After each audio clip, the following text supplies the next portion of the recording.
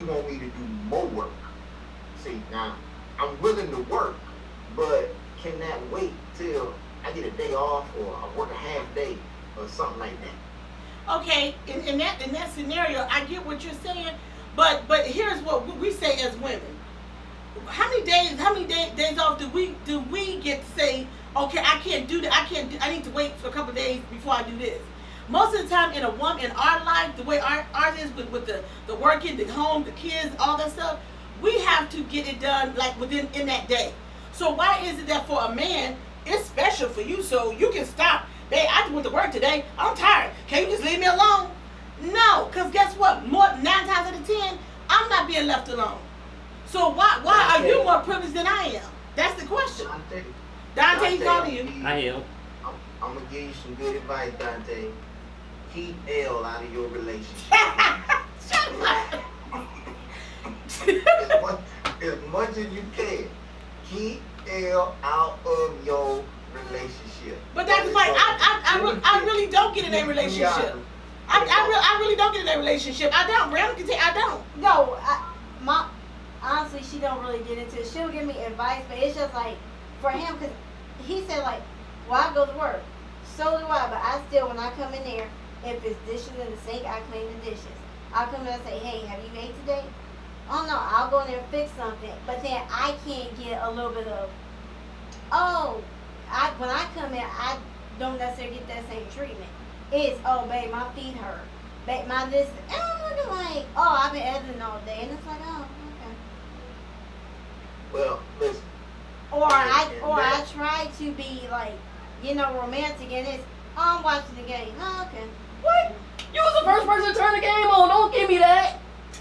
You Do not give me that. You turned the game on. see that right there. All You that, turned the game on. all that, Dante. all that. You can stop screaming. I'm not turning. You turned the game on. That, the screaming, this, no. You turned the game on. Look, that's why you got the smile on your face, because you know you turned the game on. I can't do Call that. out, Dante. I'm just saying, So- I feel like I should get like the same like things I do when I come in. I feel like I should get that.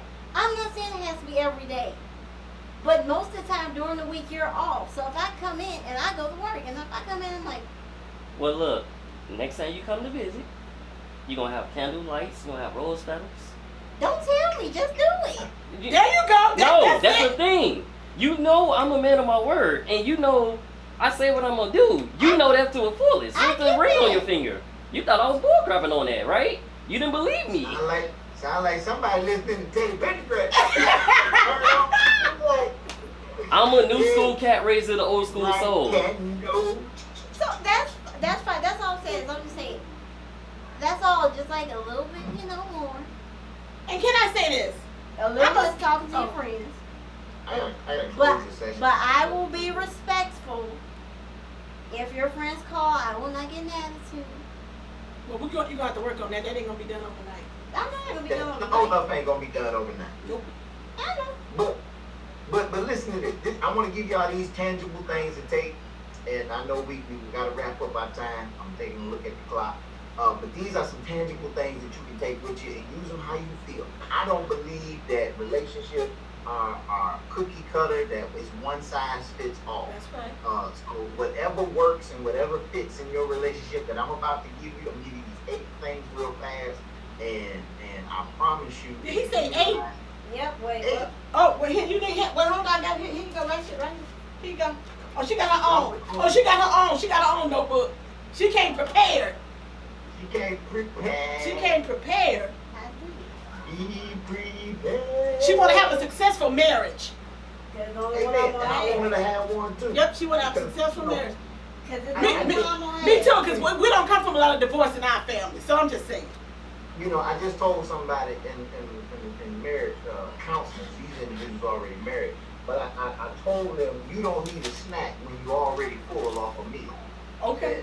And some people find themselves in extramarital situations, or as Jada would say, entanglements, Ooh. because they're not full from their current relationship, so they snacking everywhere else. All right, but that's for another time with somebody else. It ain't for me. So So the first thing is when you're trying to resolve conflict, the first thing you got to understand is you got to stick to the problem at hand.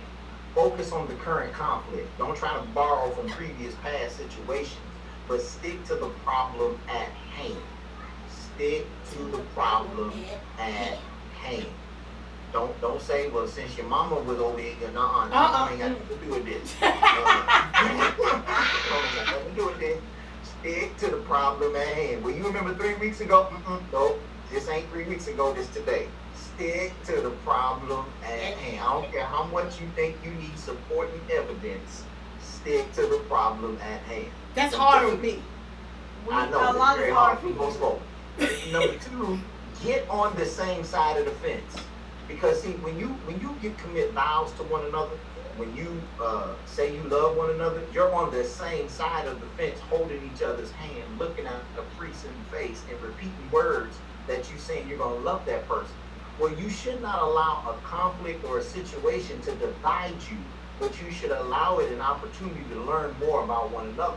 But the only way you're going to resolve the conflict is not when you take a side and they take the opposite side, but when you both try to stand on the same side, but have a conversation to understand each other's train of thought.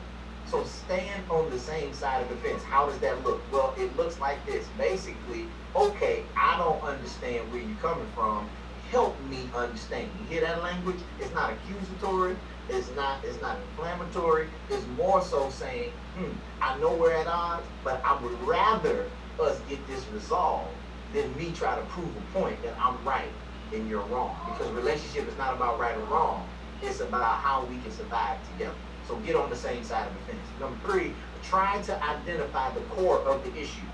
As I said earlier, stick to the problem at hand. Well, you got to find the core of the problem. Is the core of the problem the way we've communicated? There was a breakdown in the communication. Well, now how can we help resolve this communication breakdown? If the core of the problem is poor communication, well, you said one thing, but I interpreted it totally another way. That's not effective. The core of the problem is what's going to help you bring resolution to the said problem. All right, number 4. Was that 3? That was 3, and this is number 4. All right, number 4. All right, I'm telling you, I've been doing this a long time. I got these off the top of my head. Don't be a mind reader. Don't be a mind reader. Discuss your beliefs and expectations openly. Don't try to interrupt your spouse's thoughts or motives from his or her behavior. Instead, ask direct questions. And don't expect your spouse, on the converse of that, don't expect your spouse to know what you're thinking. So typically what happens is in most human characteristics, when we're not getting our way or when we feel as though we're going to say something we shouldn't say, then what we do is shut down. And we think the other person's supposed to know, well, I'm shut down now. I'll talk to you when I reboot later. That's not fair. You need to be able to express where you are and what you're about to do and not expect them to be your mind reader and know what you're thinking, even in your shutdown moment. All right, that was 4 and 5. Number 5, don't let the sun go down on your anger. Now, this is the reason why I say this. Most people say maybe I need to take a step back and get my thoughts together. But the reason I say don't do that is because I believe that it gives you too much space to rewrite the narrative of what happened, where you become the hero and they become the antagonist. So when it's fresh, you're not allowing time and space to go by for you to think of why you're right and they're wrong. So discuss it in the moment so you don't get a chance to rewrite the scenario. All right, that's, what was that, 5? 5, yep.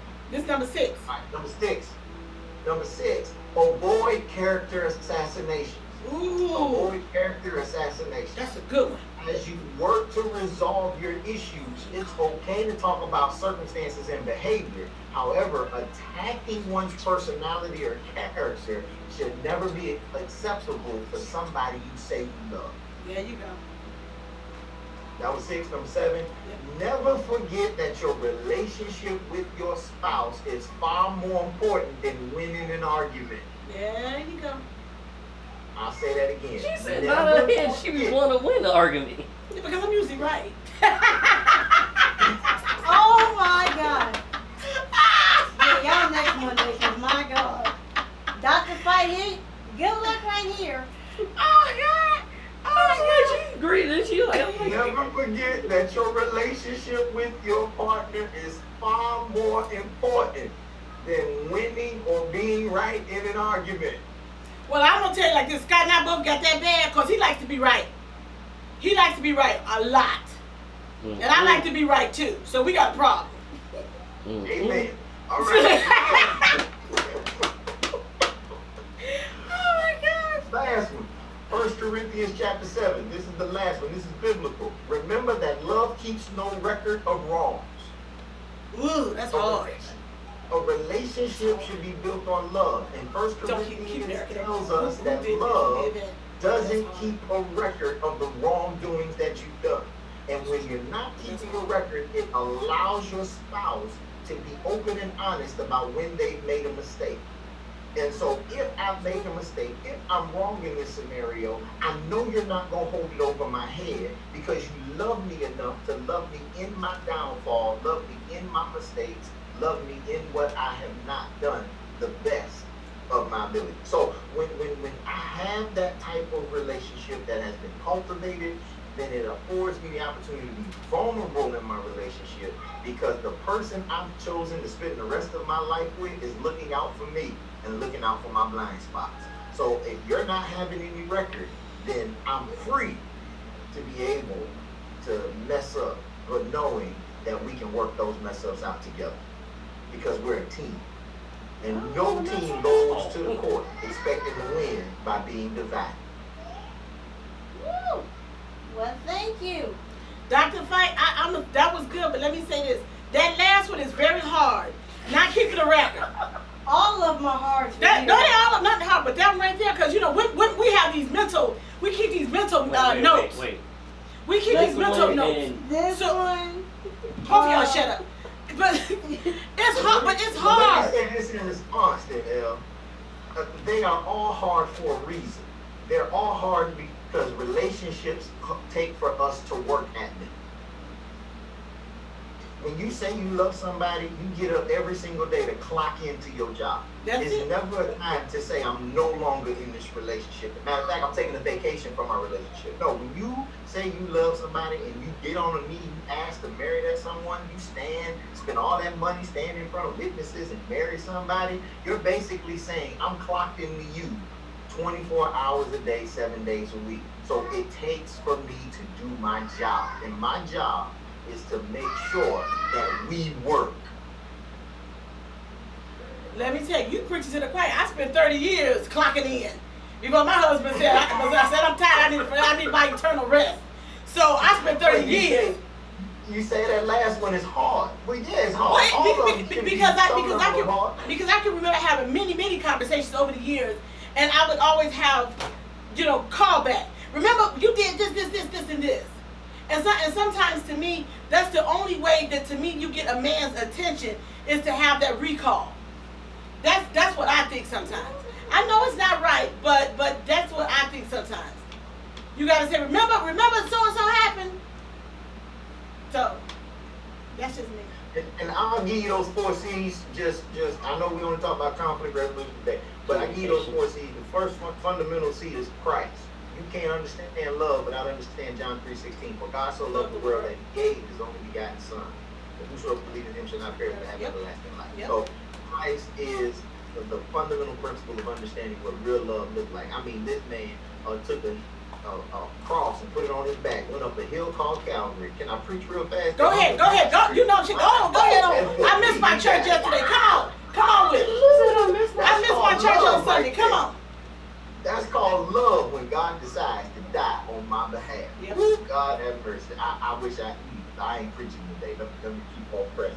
Not only is it Christ is the fundamental principle of these C's, but then the second, you put some walls up on this house. Those walls will be called communication. Communication. In every relationship, you got a talker and a non-talker. My Lord have mercy. Yes, my Lord have mercy. I get it. And somebody want to talk about everything, and somebody don't want to talk about nothing. But they got to find a way to effectively communicate with one another. They say that 50% of marriages end up in divorce because of poor communication. And I believe that Because you don't most hear people or see know it, but how you do to talk. communicate You effectively. talk too much, probably.